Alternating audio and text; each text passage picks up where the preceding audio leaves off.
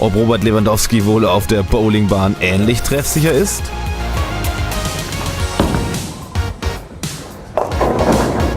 Ja! Das war meine.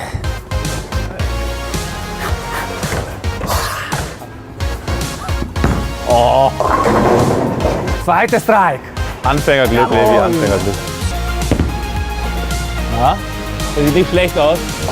oh ja! Hinten Tor. Und die letzte Variante? Oh mein Letzte Gott. Variante. Welche?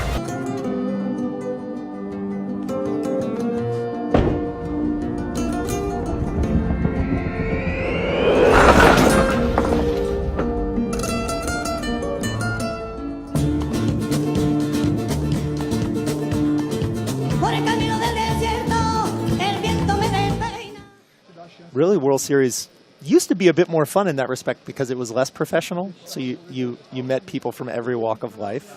I can tell you this year has been that way. So yesterday we finished the heads-up matches pretty early, and I was able to play a bunch of poker. So I played here at the Rio.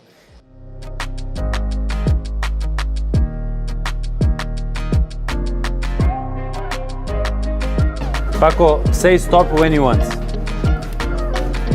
Stop. Stop. Look your card. You can show to the guy. Yeah? Show for the deck.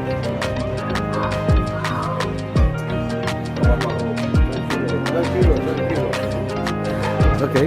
Yeah? Your card is here. No, come. Did you shuffle well?